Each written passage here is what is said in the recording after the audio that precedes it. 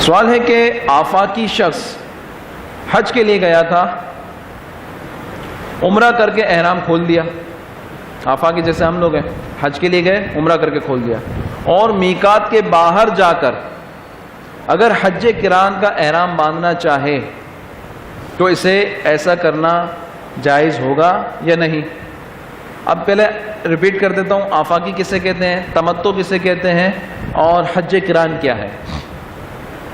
آفاقی وہ جو میقات کے باہر ہیں، جیسے ہم لوگ عجم میں رہنے والے، یا جدہ شریف سے بھی باہر کی طرف، یا طائف سے باہر کی طرف، جو بھی مطلب میقات ہے، میقات کے باہر کا رہنے والا حج تمتع کرنے کے لیے گیا. جیسے یہاں سے حج تمتع کرنے گئے. حج تمتع کیا ہے کہ ہم گئے عمرے کی نیت سے، عمرہ کیا، احرام سے فارغ ہوئے.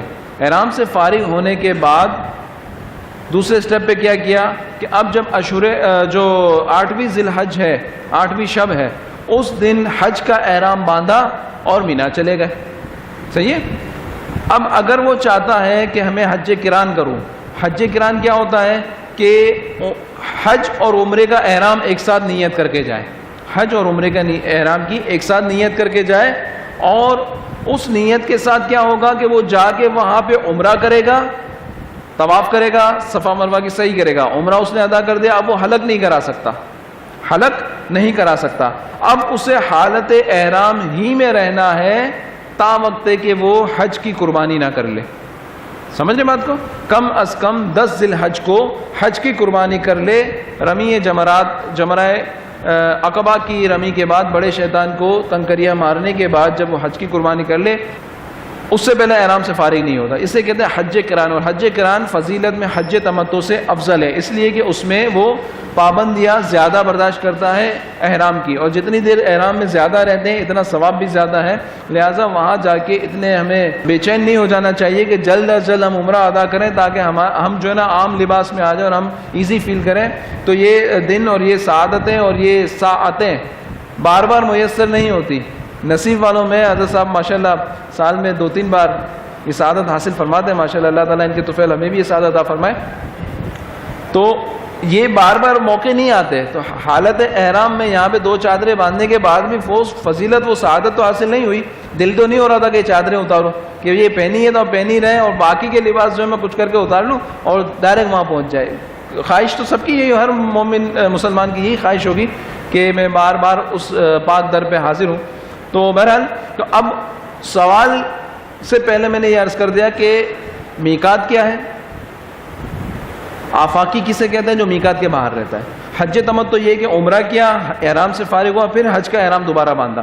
حج قران یہ ہوتا ہے کہ حج اور عمرے کا احرام ایک ساتھ جاتے وقت میقات سے گزرتے ہوئے باندھ لیا، اور اب عمرہ کرنے کے بعد احرام کی پابندیوں میں بدستور رہے گا، اور حج سے فارغ ہونے کے بعد پھر وہ جو ہے احرام کھول سکتا ہے. اس سے پہلے احرام کھولنے کی اس کو اجازت نہیں ہے. اب ایک شخص گیا یہاں سے، اپنی کنوینئنس کے لیے اس نے کیا کیا، عمرے کا احرام باندھ کے گیا، عمرہ کر لیا، احرام کی پابندی سے آزاد ہو گیا. حج کو احرام اس نے باندھنا تھا 8ویں ذی الحج کو، 8ویں شب کو، ٹھیک ہے. اب اس نے سوچا کہ میں 1-2 روز پہلے میقات کراس کر لوں اور وہاں سے حج قران کا احرام دوبارہ باندھوں، یعنی عمرے اور حج کا احرام دوبارہ باندھوں، دوبارہ میں حرم شریف آؤں، مکہ مکرمہ آؤں، عمرہ ادا کروں. اب چونکہ میں احرام سے فارغ نہیں ہوگا کیونکہ قران کی نیت کی ہے، تو وہ قران کی نیت کے ساتھ عمرہ ادا کرنے کے بعد احرام کی پابندیوں میں رہے، اور حج کی نیت آلریڈی اس نے کر لی ہے. اب وہ ایام حج میں 8ویں شب کو مینا چلا جائے، اور اس کے بعد 10 ذی الحج کو وقوف مینا، عرفات و مزدلفہ کا وقوف کر کے واپس آ کے جمرات کی رمی کر کے، اس کے بعد قربانی کر کے پھر احرام سے فارغ ہو. اور یہ بڑی فضیلت جو حج قران کی یہ حاصل کرے، تو آیا یہ کر سکتا ہے کہ نہیں؟ تو اس مسئلے کا جواب یہ ہے کہ ایسی صورت جائز ہے. اگر وہ شخص ایسا کرنا چاہتا ہے تو ایسی صورت جائز ہے کہ وہ، اگر اس میں فقہاء کرام نے تفصیلاً دلائل ارشاد فرمائے ہیں. کچھ میں عرض بھی کر دیتا ہوں کہ یا تو طائف کی طرف جا کے میقات کراس کر کے پھر واپس آ جائے، یا مدینہ منورہ جا کے ابیار علی سے دوبارہ حج قران کا احرام باندھ کر آ جائے اور حج قران ادا کر لے. ملا علی قاری المسلک المتقصد میں فرماتے ہیں علامہ رحمت اللہ سندھی حنفی کی کتاب لباب المناسک کی شرح میں ملا علی قاری فرماتے ہیں کہ السادس ان یکون آفاقین ولو حکمن سے بات ثابت ہوتی ہے کہ ایک آفاقی اگرچہ حکمی طور پر ہو. حکمی طور پہ آفاقی کیسا ہوا کہ مکے میں آ گیا تھا اور دوبارہ میقات کراس کر کے آفاقی بنا. فلا قران للمکی، مکی کے لیے قران نہیں ہے، جو مکے میں آلریڈی ہے وہ قران نہیں کر سکتا، وہ حج افراد کرے گا. جیسے حج تمتع کرنے والا اسی کی مثل کرتا ہے.